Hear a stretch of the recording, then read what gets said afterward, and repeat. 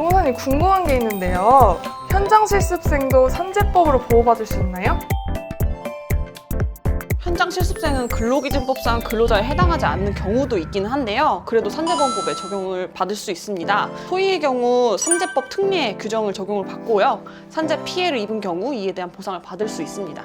그러면 여기서 소희가 극단적 선택을 했는데 이런 경우에도 업무상 재해에 해당할 수 있을까요? 원칙적으로 자해행위와 이로 인한 결과인 극단적 선택 자체는 업무상 재해로 보기 어렵습니다. 다만 예외적으로 자해행위도 업무상 재해로 인정되는 경우가 있는데요. 그중 하나가 업무상의 사유로 인한 정신적 이상 상태에서 자해행위를 한 경우입니다. 정신적 이상 상태를 유발할 수 있는 업무상 요인으로는 업무 관련 사고, 폭행, 폭력, 성희롱, 업무의 급격한 변화, 업무상 책임이나 실수, 지속적이거나 협박성의 민원, 직장 내에서의 갈등, 회사와의 갈등 이런 것들이 있습니다. 자해행위가 발생하기 전 6개월간의 상황을 중점적으로 업무상 요인과 개인적 요인을 종합적으로 고려해야 하는데요. 소위의 경우 콜수를 맞추지 못하면 이제 퇴근하지 못하는 이런 게 있었잖아요. 그런 실적 압박이나 인센티브 관련해서 회사와의 갈등도 있었고요. 업무 특성상 지속적으로 민원에 시달릴 수밖에 없는 그런 상황이었으니까 업무상 스트레스 요인이 있었던 것으로 보입니다. 또 같이 근무하시던 팀장님이 이제 사망하시는 사건이 있었죠. 그걸 직접 목격한 경우도 있었으니까 소위의 경우 그 스트레스 정도가 좀 높은 것으로 보입니다.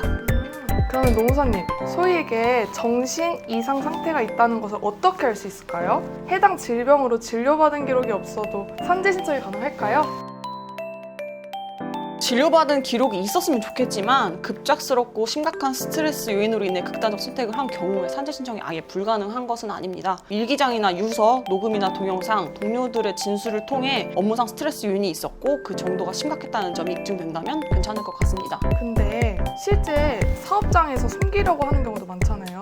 그런 경우에는 어떻게 해야 될까요?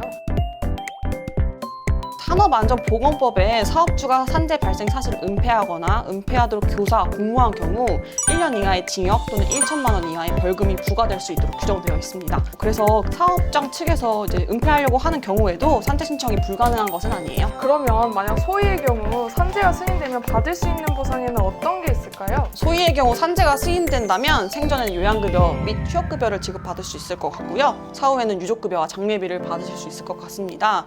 유족급여의 경우에는 연금 수급권자가 있으면 연금으로, 연금 수급권자가 없으면 일시금으로 받으실 수 있습니다. 그럼 손사님, 네, 산재 이후에도 근제로 보상받을 수 있는 걸로 알고 있는데 그렇죠.